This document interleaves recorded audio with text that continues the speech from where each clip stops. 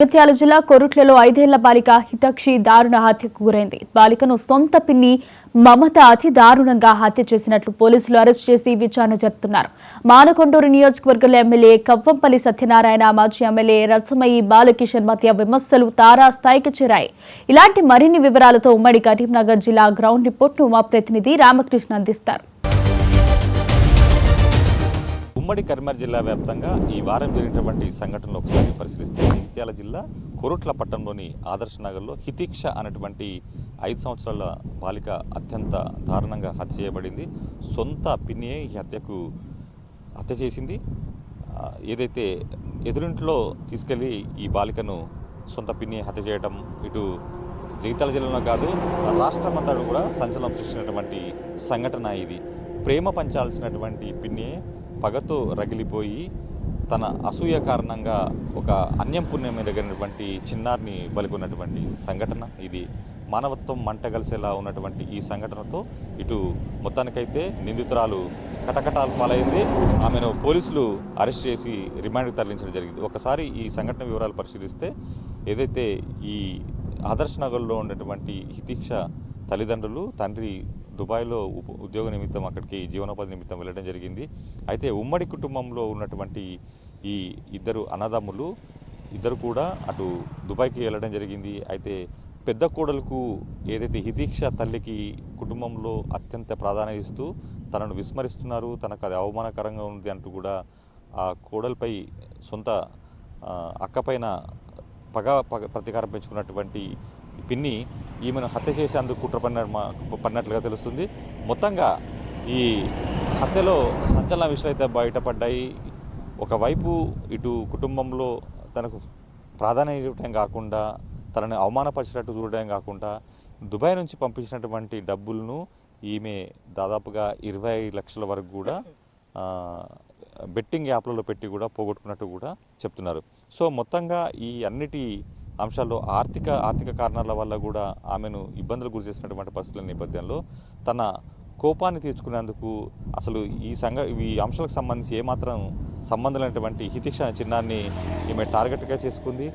ఏదైతే ఎదురింట్లో ఉన్నటువంటి ఒక వ్యక్తి ఊరికి వెళ్ళినటువంటి సందర్భంలో అక్కడికి తీసుకెళ్లి ఈ హితీక్షను కత్తితో నరికి హత్య చేసింది. ఆ తర్వాత ఏమీ ఎరగనట్టుగా అందరితో పాటు బాలిక మిస్ అయిందంటూ పోలీసులకు సమాచారం ఇవ్వడమే కాకుండా తల్లితో పాటుగా కుటుంబ సభ్యులందరితో కూడా రోధిస్తూ కూడా అక్కడ కనిపించింది.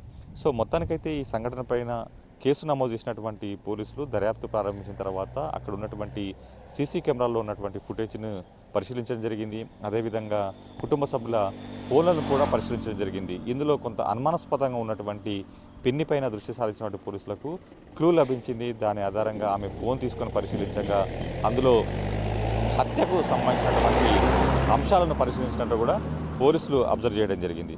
ఆ తర్వాత ఆమెను అదుపులోకి తీసుకొని గట్టిగా విచారించగా ఆమె తన నేరం ఒప్పుకుంది. మొత్తంగా ఈ సంఘటన మాత్రం ఇటు రాష్ట్ర వ్యాప్తంగా సంచలనం కలిగించింది. ఇక మరో వార్తను పరిశీలిస్తే కనుక ఇటు రాజకీయ అంశం ఏదైతే ఉందో మానకొండూరు నియోజకవర్గంలో మళ్ళీ ఎమ్మెల్యే కవ్వంపల్లి సత్యనారాయణ అదేవిధంగా మాజీ ఎమ్మెల్యే రసమయి బాలకిషన్ల మధ్య మాటల యుద్ధం కాస్త పరిధి దాటి ఇటు రాసలీలు కామలీలు అంటూ కూడా పరిధి దాటిపోయినటువంటి పరిస్థితి కొనసాగుతుంది. కేవలం వీరిద్దరే కాకుండా వాళ్ళ అనుచరగణం కూడా ఇందులోకి దిగింది. సోషల్ మీడియా ద్వారా కూడా ఒకరినొకరు నిందించుకుంటూ ఈ రకమైనటువంటి కామెంట్స్ పెట్టడం కూడా ఇటు దిగజారిన పరిస్థితికి దర్పణం పడుతుంది. ఏదైతే బెజ్జంకి మండలంలో ఒక రోడ్డు నిర్మాణానికి సంబంధించి రసమయి బాలకృష్ణ ప్రశ్నిస్తూ ఆ రోడ్డు నిర్మాణం ఎప్పుడు పూర్తి చేస్తారనేటువంటి అంశాన్ని పరిశీలిస్తూ అక్కడ బైక్ ర్యాలీ నిర్వహించేందుకు ఆయన సన్నాహాలు చేయడం జరిగింది. అయితే దీన్ని ప్రశ్నిస్తూ ఆయనకు చెందినటువంటి కొంతమంది ద్వితీయ శ్రేణి నేతలంతా కూడా సోషల్ మీడియాలో కామలీల కవ్వంపల్లి అంటూ కూడా ఒక పోస్టర్ను విడుదల చేయడం జరిగింది. దీనికి ధీటుగా ఏదైతే రసమయి పైన రాసలీల రసమయి అంటూ కూడా కవ్వంపల్లి అనుచరులు అదేవిధంగా కాంగ్రెస్ కార్యకర్తలు కూడా సోషల్ మీడియాలో పోస్ట్ చేయడం జరిగింది. దీనిపైన పెద్ద రభసనే జరిగింది. రెండు వర్గాల మధ్య కూడా తీవ్ర వాగ్వివాదం సోషల్ మీడియా జరిగినటువంటి పరిస్థితుల నేపథ్యంలో ఏకంగా మాజీ ఎమ్మెల్యే రసమయి బాలకిషన్ కరీంనగర్ జిల్లా కేంద్రంలో ప్రెస్ మీట్ పెట్టి దీన్ని ఖండించడం జరిగింది. మరోవైపు మానకొండూరులో కూడా కవ్వంపల్లి సత్యనారాయణ దీనిపై స్పందించడం జరిగింది. సో మొత్తానికి ఈ నేతలిద్దరు కూడా ఒకరు కవంపల్లి సత్యనారాయణ డాక్టరు, మరోవైపు రసమై బాలకృష్ణ డాక్టరేట్ అందుకున్నటువంటి వ్యక్తి. ఇంత పరిణితి చెంది ఇంత విద్యావంతులైనటువంటి ఇద్దరు వ్యక్తులు కూడా ఈ రకంగా దిగజారుడు వ్యాఖ్యలు చేయడం పట్ల కూడా ఇటు పార్టీల్లోనే కాదు సామాన్య ప్రజలకు మాత్రం కొంత ఆందోళన కలిగినటువంటి అంశంగా మనం చెప్పుకోవచ్చు. ఓవరాల్గా కరీంనగర్ జిల్లాలో ప్రస్తుతం ఏదైతే రాష్ట్ర మంత్రివర్గం బీసీలకు 42% స్థానిక సంస్థల్లో రిజర్వేషన్ కల్పిస్తూ నిర్ణయం తీసుకోవడం పట్ల కూడా రాష్ట్ర వ్యాప్తంగానే కాకుండా కరీంనగర్ జిల్లాలో కూడా బీసీ సంఘాలు హర్షం వ్యక్తం చేస్తున్నాయి. మొత్తంగా ఈ నిర్ణయం హర్షించదగ్గ విషయం. అయితే పార్లమెంట్లో కూడా దీనికి చట్టం చేయాల్సిన అవసరం ఉంది. కాంగ్రెస్ ప్రభుత్వం ఆ దిశగా ప్రయత్నాలు చేయాలి. ఎందుకంటే గతంలో కూడా ఇలాంటి ప్రయత్నాలు జరిగినప్పటికీ కూడా ఆ బిల్లు నిలవలేదు. కాబట్టి ఈసారి కేవలం రాష్ట్ర స్థాయిలో కాకుండా అటు కేంద్ర ప్రభుత్వం కూడా పార్లమెంట్లో దీనిపైన చర్చ పెట్టాలి. ఆ తర్వాత బిల్లును తీసుకోవాల్సిన అవసరం అనేది కూడా బీసీ సంఘాలు అభిప్రాయపడుతున్నాయి. సో ఈ బిల్లుకు సంబంధించి కూడా కాంగ్రెస్ ప్రభుత్వం తీసుకొచ్చినటువంటి ఏదైతే మంత్రివర్గ సమావేశంలో నిర్ణయం తీసుకున్నట్టు నేపథ్యంలో రాష్ట్ర వ్యాప్తంగా కూడా కాంగ్రెస్ నేతలు కార్యకర్తలు కూడా సంబరాలు జరుపుకున్నారు. మరీ ముఖ్యంగా ఉమ్మడి కరీంనగర్ జిల్లాలో కరీంనగర్ జిల్లా కేంద్రంలో ఇక్కడ బాణసంచ పేల్చి స్వీట్లు పంచుతూ కూడా సంబరాలు చేసుకున్నారు. మరోవైపు రాజన్న సిరిసిల్ల జిల్లా వేములవాడలో కూడా కాంగ్రెస్ కార్యకర్తలు కూడా పెద్ద ఎత్తున సంబరాలు నిర్వహించుకున్నారు. రేవంత్ రెడ్డి ఫోటోకు పాలాభిషేకం చేశారు.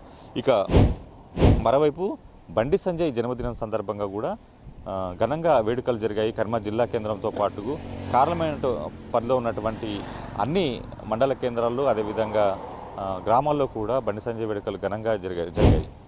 వినయ్ కుమార్తో రామకృష్ణ, మహాన్యూస్, కరీంనగర్ నుంచి.